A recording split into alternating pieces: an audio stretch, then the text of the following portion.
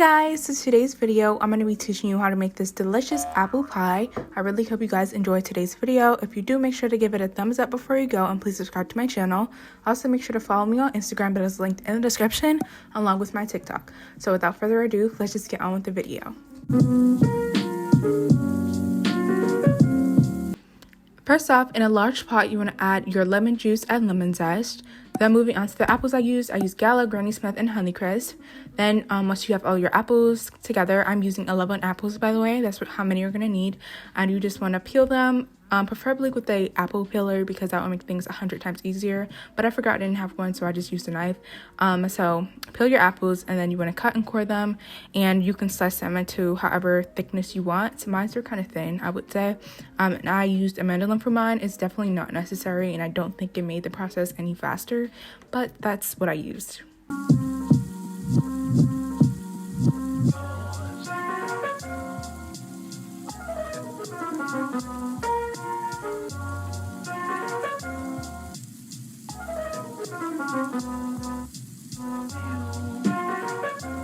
Then as you cut and core each apple, you want to add that to your pot with the lemon juice and lemon zest, and you just want to cover that with the lemon juice just so it will help the apples from browning. And by the way, the pot is off, so do not turn it on. It is off the entire time. Obviously you can see I switched to a bigger pot because the cast iron one was not big enough, so I switched to a bigger pot, and then I added in all of my sugars. And at this point you want to turn the heat onto medium-high heat, and be careful not to turn it too high. Mine was slightly too high because the bottom part of my pan got a little bit burnt, but it was fine. It wasn't too bad. Then you just want to add in your flour, and you want to mix all of your ingredients in very well. Make sure you're getting all the apples covered with what you're putting in there. Then you want to add your cinnamon, nutmeg, and your cardamom, and sprinkle that in there and just mix that nice and well. And again, make sure you're incorporating all the apples with this spice mix.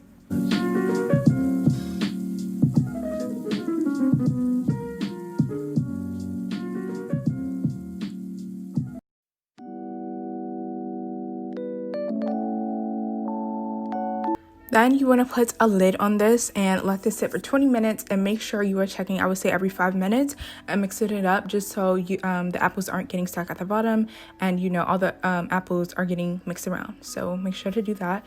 And this is what it looks like after 20 minutes.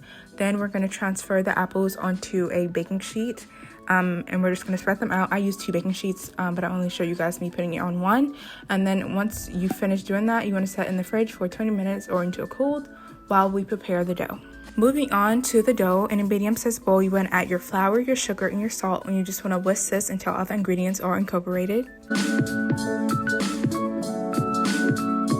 Then you want to add in your cubed coat butter, and you just want to mix this until it's nice and combined.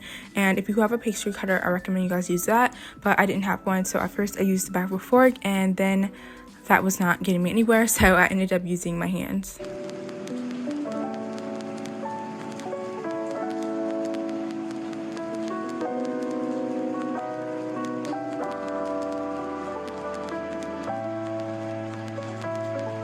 Then in a small bowl, you want to add 1/4 cup of cold water and then 2 tablespoons of an egg. Then you just want to mix this until it's nice and combined. And then I made a small well in my flour mixture, and I just poured in my egg and water mixture and mix this with a rubber spatula until it's combined. And as you can see, the dough was not coming together, so I added a couple more tablespoons of water until the dough was forming. So if your dough doesn't come together, just add a couple tablespoons of water at a time. Make sure you don't overdo it so your dough doesn't end up too sticky. So make sure you just do it a little bit at a time and watch the dough come together and then stop. And also make sure to not over knead it.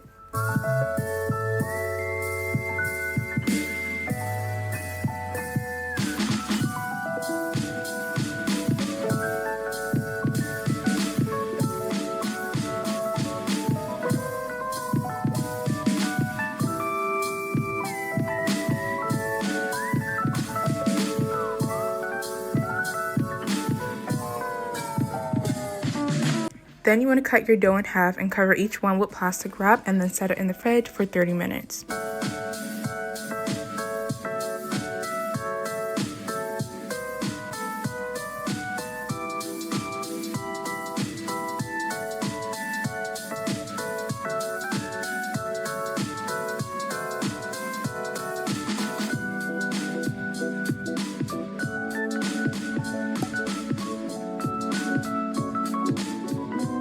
Once your dough has finished sitting for 30 minutes, you can now start rolling out your dough.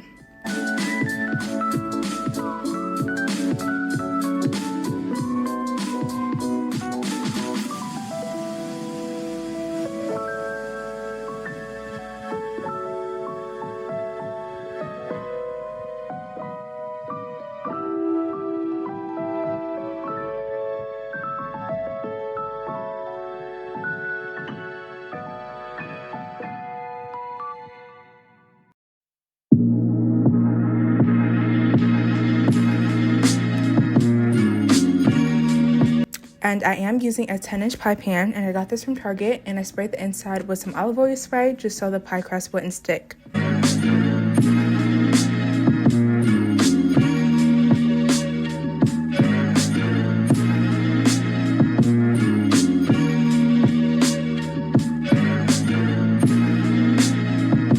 Once I placed my dough in the pan, I made sure it was nice and smooth against the pie pan and there was no holes or bubbles or anything like that. Then I used a pair of scissors to trim around the edges of the pie pan, and then I went back again and trimmed it to the size of the pan.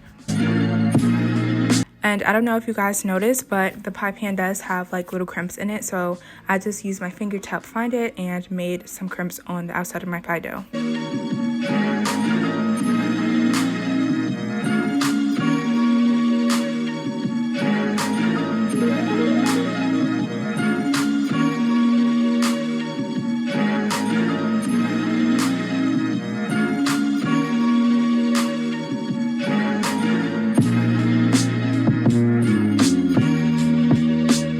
Then you can add your cooled apples to your pie pan, and I didn't end up using all of this mixture. I would say I probably had a half a cup of the apple pie mixture left over. And I forgot to do this, but if you want, if you have like a muffin pan, you can use the excess pie dough and like fill it up with the muffin pan with the pie dough and add your filling to that and make mini like pies. But I completely forgot to do that. Actually, I think I still can. I might do that. That's actually a really good idea. So yeah. Once you're finished filling your pie, you can now start rolling out some more dough for the lattice on top, or you can do a fully covered pie as well, but I'm doing lattice, so yeah.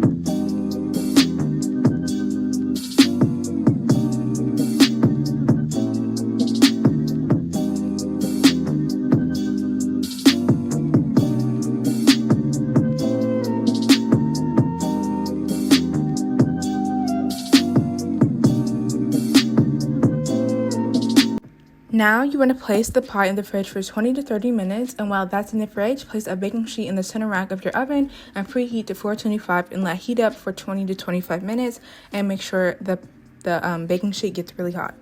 Once your pie has finished sitting in the fridge, you now want to add your egg wash over top, and make sure you don't be shy with this because this is going to help with the browning and stuff.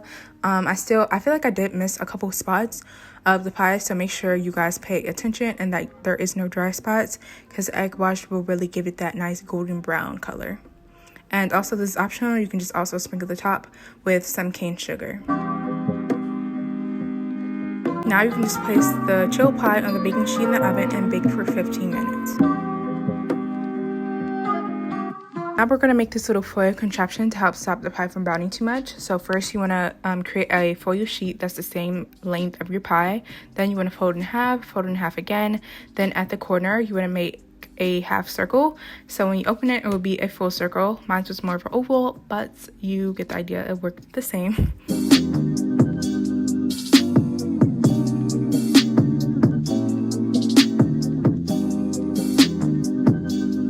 Once your pie has been in the oven for 15 minutes, you want to take it out and cover it with the foil circle thing we made. And you want to turn the heat down to 350 and bake it for 40 to 45 minutes. And after it's come out the oven, you want to let it, well, the directions said to let it sit for 4 hours, but I only let mine sit for 2. Basically, you're just waiting for all the juices to set. So basically whenever that is for you. But like I said, I only needed 2 hours for mine. So I don't know, you can kind of just keep an eye out on it and try to see when it will be ready.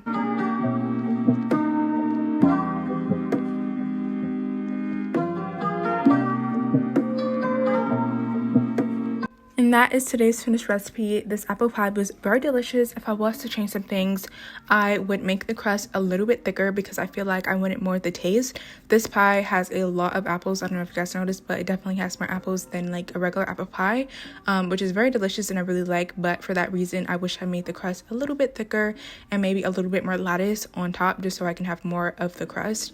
But yeah, nonetheless, it was very delicious and it is a very sweet pie. I will tell you that. If you guys don't really like really sweet things, I would say to cut back on the sugar, maybe half or like a little bit less than what it already is. But I don't know, that's up to you.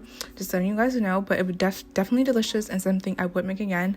But if you guys enjoyed today's video, make sure to give it a thumbs up and subscribe to my channel. And I'll see you guys with a new video very soon.